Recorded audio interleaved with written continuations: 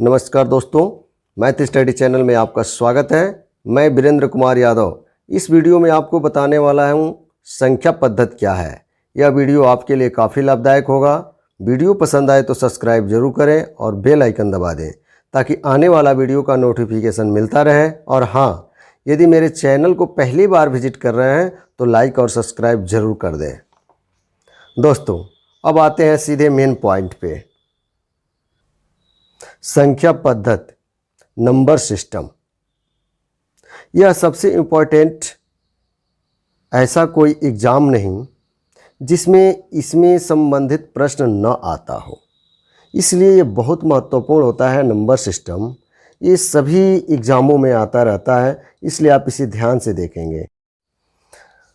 प्राकृतिक संख्याएं, natural number, एक से अनंत, एक से अनंत तक संख्या को प्राकृत संख्या कहते हैं। एक से अनंत तक संख्या को प्राकृत संख्या कहते हैं। प्राकृत संख्या कहते हैं। समझ में आ रहा है? एक से अनंत तक संख्या को प्राकृत संख्या कहते हैं। जैसे में हो जाएगा 1 2 3 4 5 6 डॉट डॉट डॉट। कहाँ तक होगा? अनंत तक होगा। अनंत तक। समझ में आ रहा है? एक से अनंत तक की संख्या को प्राकृत संख्या कहते हैं। जैसे 1 2 3 4 5 6 डॉट डॉट डॉट, ये कहाँ तक होगी? अनंत तक होगी। बहुत अच्छा, समझ में आ रहा है? पूर्ण संख्या किसे कहते हैं? तो पूर्ण संख्या के आप ध्यान से देखेंगे। शून्य से अनंत तक की संख्याओं को पूर्ण संख्या कहते हैं। शून्य से अनंत तक की संख्याओं को, अनंत तक की संख्याओं को क्या कहते हैं? पूर्ण संख्या कहते हैं। पूर्ण संख्या कहते हैं। जैसे हो जाएगा 0 1 2 3 4 5 6 डॉट डॉट डॉट। कहाँ तक होगा? अनंत तक होगा। अनंत तक। समझ में आ रहा है? अब प्राकृतिक संख्या और पूर्ण संख्या में क्या अंतर है? तो प्राकृतिक संख्या 1 से प्रारंभ हो रही है और पूर्ण संख्या 0 से प्रारंभ हो रही है। ये भी अनंत तक जा रही है और ये भी अनंत तक जा रही है। तो समझ में आ गया होगा? बहुत अच्छा।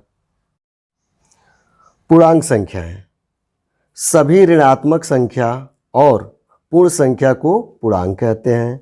जैसे ये 0 1 2 3 4 5 6 ये अनंत तक जाएगा, इसको पूर्ण संख्या कहते हैं। और 0 से इधर -1 -2 -3 डॉट डॉट डॉट, इसे ऋणात्मक कहते हैं। तो सभी ऋणात्मक संख्याएं और पूर्ण संख्या को क्या कहते हैं? पूर्णांक कहते हैं। समझ में आ रहा है? बहुत अच्छा। परिमेय संख्या, परिमेय संख्या किसे कहते हैं? ऐसी संख्याएं जिसे P/Q के रूप में, P/Q के रूप में लिखा जा सकता है,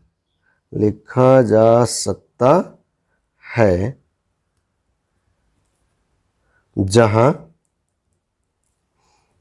P और Q पूर्णांक है। P और Q पूर्णांक है। Q does not equal to 0, यानी Q का मान 0 नहीं होगा। तो परिमेय संख्या ऐसी संख्या है जिसे P/Q के रूप में लिखा जा सकता है, उसे हम क्या कहते हैं? परिमेय संख्या कहते हैं। जहां P और Q पूर्णांक है, जैसा कि पूर्णांक आपको ऊपर बता चुके हैं, और Q does not equal to 0। Q का मान कभी भी 0 नहीं हो सकता है। अपरिमेय संख्याएं किसे कहते हैं? ऐसी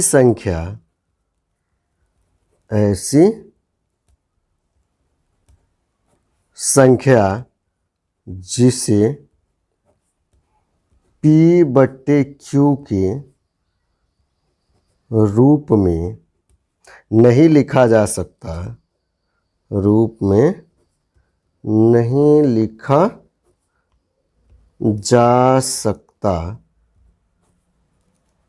है, ऐसी संख्या को क्या कहते हैं? अपरिमेय संख्या कहते हैं। समझ में आ रहा है? बहुत अच्छा। जहां P और Q एक पूर्णांक है,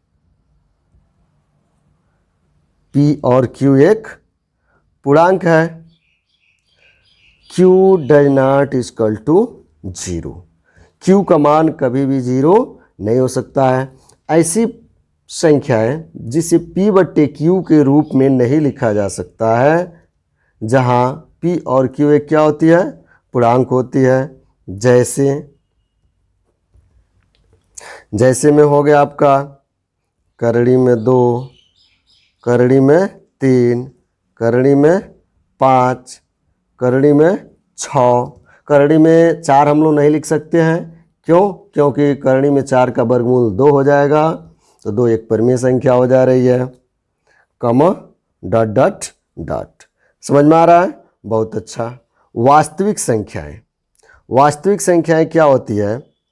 परिमेय व अपरिमेय संख्या मिलकर परिमेय व अपरिमेय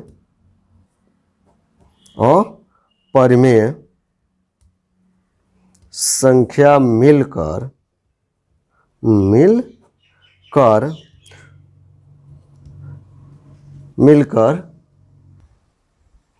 वास्तविक संख्या कहलाती है।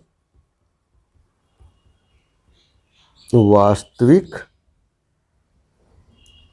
संख्या कहलाती है। वास्तविक संख्या कहलाती है। जैसे में हो जाएगा 2, 4, 6, ऋण 3, ऋण 4, कमा करणी में 2, करणी में 3, करणी में 5, कमा डॉट डॉट डॉट। अर्थात परिमेय संख्या और अपरिमेय संख्या मिलाकर वास्तविक संख्या कहलाती है। समझ में आ गया? बहुत अच्छा। सम संख्याएं किसे कहते हैं? ऐसी संख्या जिसमें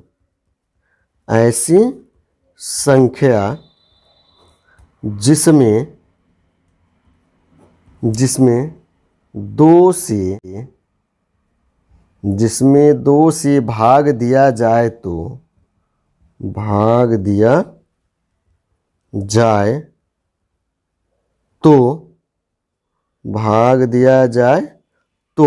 वह पूर्ण रूप से विभाजित हो जाती है। वह पूर्ण रूप से विभाजित हो जाती है। विभाजित हो जाती है। ऐसी संख्या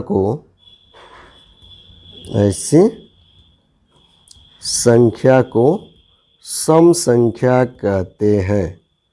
सम संख्या कहते हैं। समझ में आ रहा है? ऐसी संख्याएं जिसमें 2 से भाग दिया जाए तो वह पूर्ण रूप से विभाजित हो जाती है। तो इस प्रकार की संख्या को क्या कहते हैं? सम संख्या कहते हैं। जैसे 2, 4, 6, 8, 10, 12, कमा डॉट डॉट डॉट। 2, 4, 6, 8, 10, 12, कमा डॉट डॉट डॉट में यदि 2 से भाग दिया जाए तो यह पूर्ण रूप से विभाजित हो जा रही है, इसलिए यह कौन सी संख्या होगी? इसलिए यह सम संख्या होगी। विषम संख्या ऐसी संख्या ऐसी संख्या जिसमें 2 से भाग दिया जाए, जिसमें 2 से भाग दिया जाए, तो वह पूर्ण रूप से विभाजित नहीं होती है, पूर्ण रूप से विभाजित नहीं होती है। तो इस प्रकार की संख्या को